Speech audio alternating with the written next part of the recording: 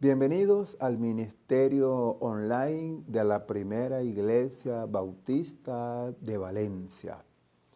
Hoy, domingo, vamos a continuar nuestra serie de estudios que realizamos este mes en el libro del Evangelio según San Marcos. En la oportunidad de hoy corresponde a hacer un análisis del capítulo número 11. Los que han venido siguiendo la secuencia de estudios tienen una idea pues de lo que ha venido transcurriendo en el Evangelio de Marcos. Comenzamos con su ministerio en Galilea. Él estuvo prácticamente 2 años y medio, 3 años, ministrando en Galilea, hacía frecuentes viajes a Jerusalén y regresaba. En esta oportunidad se dirige entonces desde Galilea a Jerusalén y entramos en la semana, en lo que se denomina la Semana de la Pasión. En el capítulo número 11 del libro de Marcos se narra la entrada triunfal de Jesús a Jerusalén, que como saben, eso es lo que nosotros conmemoramos como Domingo de Ramos o Domingo de la entrada triunfal de Jerusalén. Eso ocurrió un primer día de la semana, es decir, un domingo, tal como estaba previsto en el libro de Éxodo, en el capítulo 12.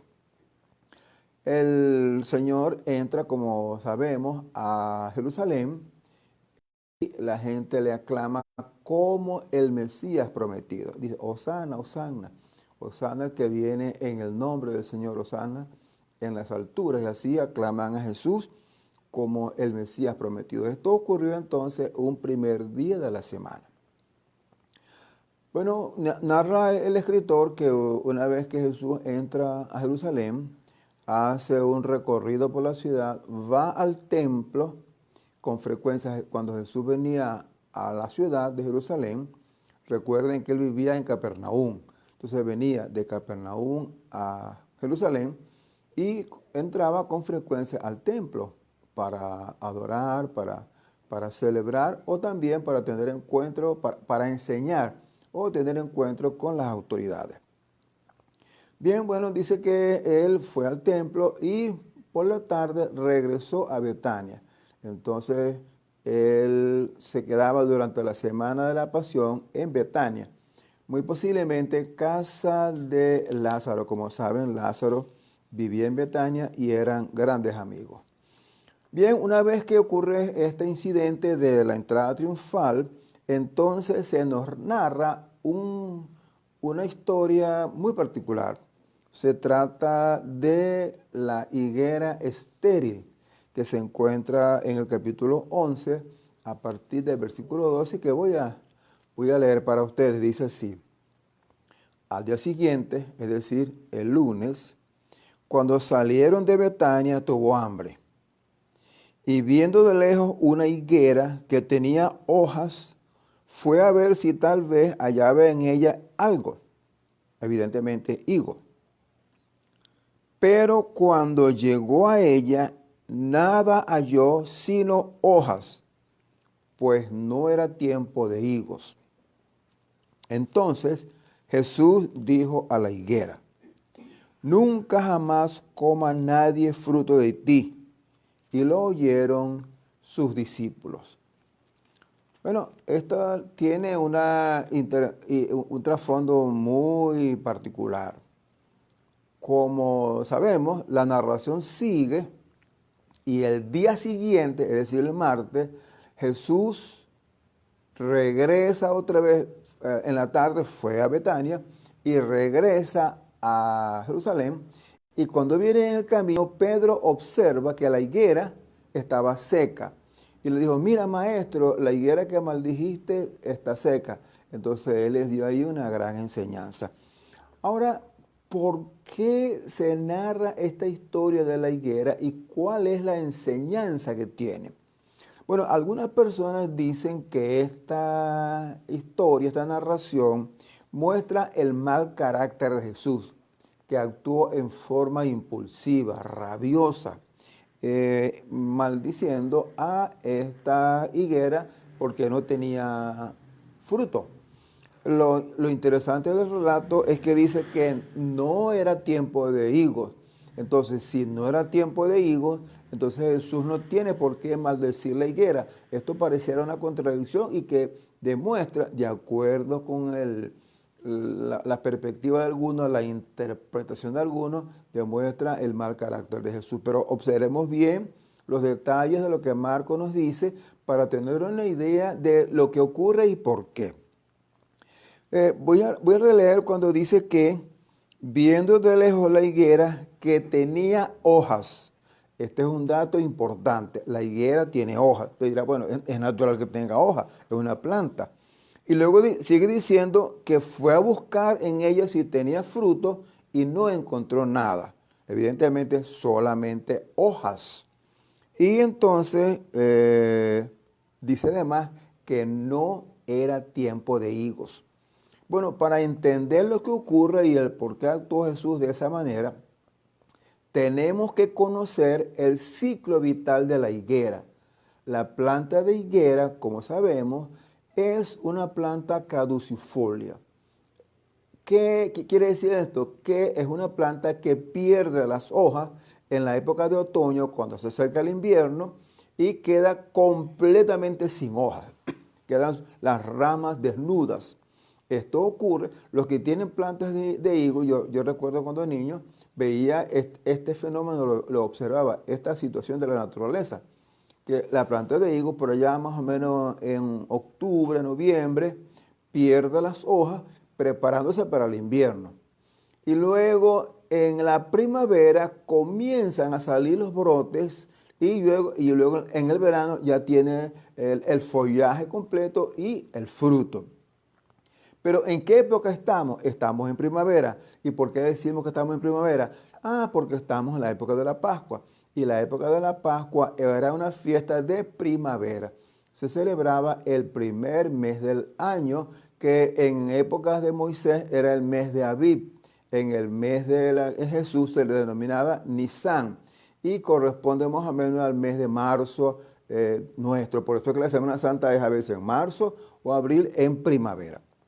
Bien, quiere decir que si estamos en primavera, la planta de higos todavía no tiene hojas, sino que normalmente están saliendo los brotes, para luego salen la hoja y, como saben, la flor y el fruto.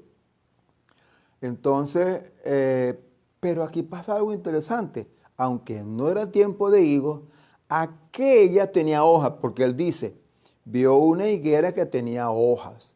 Entonces, de acuerdo con el ciclo vital de la higuera, si tiene hojas es porque tiene fruto. Es algo que es unido. Si tiene hojas, tiene fruto. Eso es una cuestión de la naturaleza de la planta de higos. Usted lo puede comprobar si tiene una planta de higos. Yo compré una en estos días, la puse en el jardín y espero pronto comenzar a ver el proceso. Entonces, ¿qué es lo que ocurre? Que cuando Jesús viene y dice que tiene hambre y vio la planta de higos que tenía hojas, las demás que habían por allí, si hubiesen habido plantas de higos, no tenían hojas, pero esa tenía. Entonces Jesús dijo, bueno, las demás plantas de higos están desnudas, solamente las ramas, pero aquella tiene hojas. Y si tiene hojas, de acuerdo con el ciclo vital de la planta, debe tener frutos.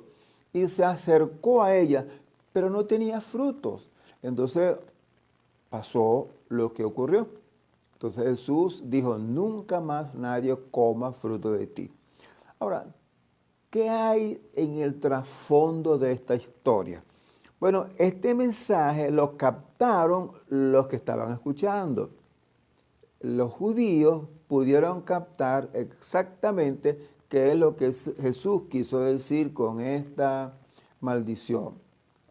¿Qué es lo que ocurre?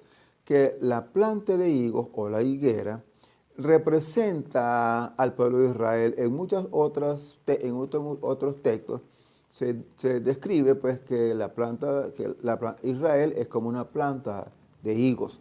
Algunas veces es como como una vid, a veces es como una higuera. Esos son algunos símbolos que se tienen en la palabra de Dios para representar a Israel. Entonces, la higuera representa ¿a quién? Representa a Israel.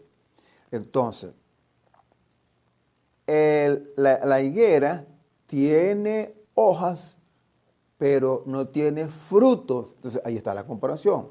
Israel se ve frondoso, pero es pura apariencia. En el fondo no hay fruto. Eso es lo que está tratando Jesús de decir. Y entonces ese pueblo le va a ocurrir lo que le ocurrió a la higuera. Nunca más coma nadie fruto de ti. Bueno, eso ocurrió unos años más tarde después que Jesús dijo esto, ¿se acuerdan? En el año 70 vinieron los romanos y arrasaron con el pueblo de Israel. Duró miles de años el pueblo de Israel disperso hasta que en estos días, en el 48, comenzó otra vez a surgir como este moderno Estado de Israel, pero que todavía no es. Si tú tienes hojas, debes tener fruto. No le gustan las apariencias y este es el problema de muchas personas, que era el problema de Israel y también el problema. Como el mismo Jesús dijo, frutos que permanezcan para siempre. Él dijo, yo he puesto para que dé fruto y vuestro fruto permanezca para siempre. Él decía, pues, si ustedes están unidos a mí, pues van a tener vida. Y los he puesto para que den muchos frutos. Y espero que sea así. Que tú seas un cristiano frondoso y fructífero. Que Dios te bendiga, pues, y que la lección te sea de utilidad. Bien, aprovecho también la oportunidad esta de hoy para enviar un saludo cariñoso a todos los padres que pudieran estar viendo el programa o los que se van a conectar después, que lo van a ver en diferido.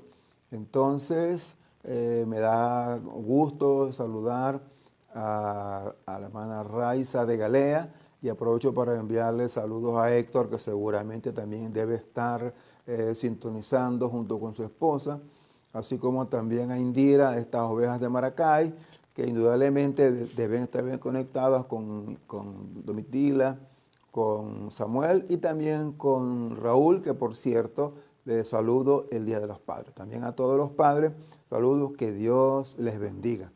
Bueno, dicho esto, me despido con mucho cariño para hasta el próximo domingo con las palabras de siempre.